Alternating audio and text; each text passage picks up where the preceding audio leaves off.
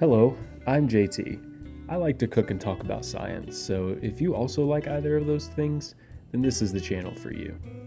Today, I am making some pour-over coffee and talking about, have you ever wondered how people are able to see the unseen?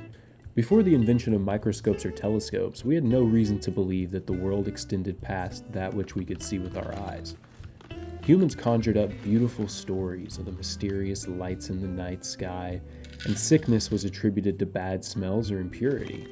However, once we discovered the ability to manipulate light, we opened the gates to entirely new and complex worlds that we never knew existed. Today, we have a wide range of detecting devices that can see even further than we ever would have imagined at the time of the invention of the lens. We can see ancient light that has traveled for millions of years across the universe, or peer into the cloudy depths of nascent stellar systems to search for signs of life. We can even study the fundamental particles that make up the universe. What do all these detection methods have in common? Light. Light is our most basic means of interacting with and observing our surroundings. So now that we know how important light is, how do our detectors work? How do we detect high-energy radiation coming from a radioactive element, or process the light collected by advanced telescopes? Well, virtually every detector, whether it's being used to see the big or the small, operates on the principle of bringing light in and in some way converting that light to electricity, which we then can measure in the form of an electric current. The most common detectors used for seeing radiation or subatomic particles are called scintillation detectors. The word scintillate just means to flash or give off sparks. A scintillating conversation is one that is exciting. In this same way, a scintillator is just a crystal, which produces a flash of visible light when ionizing radiation or energized particles pass through it. Step 1 is to use the scintillator to turn the radiation into something we can work with, visible light. For step 2, the time now comes to turn this light into electricity.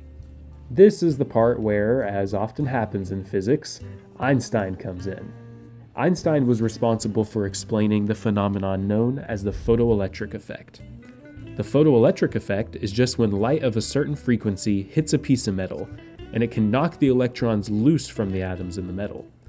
We can apply this effect to use the light from the scintillator to create electricity. For this, we use what is known as a photomultiplier tube, or a PMT. A PMT is like a reverse flashlight. Instead of using electricity to produce light, you use the tube to collect light and produce electricity.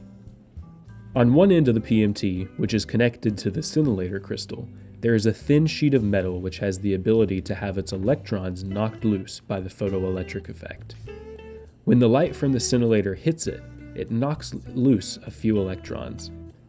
The tube is held at a very high voltage, so these few electrons get sucked up the tube and away from the crystal. As they flow through the tube, they collide with other metal sheets, which causes more electrons to be broken loose. This continues until the number of electrons has multiplied to be far greater than the original few, hence the name photomultiplier. It takes in light and multiplies the signal until it is large enough to measure. The resulting cascade of electrons is now a current, and this current reaches the wires at the end, which flow into our computer, which we measure as a pulse. I know this might seem complicated at first, but just keep in mind the simple idea that all we have to do is collect light, turn it into electricity, and measure it. In fact, if you want to have your mind really blown, that is exactly what our eyes do. Our eyeballs are mostly just specialized telescopes, which collect a large amount of light and focus it onto the retina in the back of the eye. The retina serves as a little photodetector, and it uses chemistry to convert this light stimulation into little sparks of electricity. These tiny electrical signals then travel through your optic nerve and into your brain, which processes the signals into your vision. So, if you have made it this far, I hope you have enjoyed our scintillating conversation. And although it may be hard sometimes to look much further than the present issues at hand, Let's not forget the fact that if we just take the time to look, there is a whole universe out there to see. After all, we are just a means by which the universe observes itself.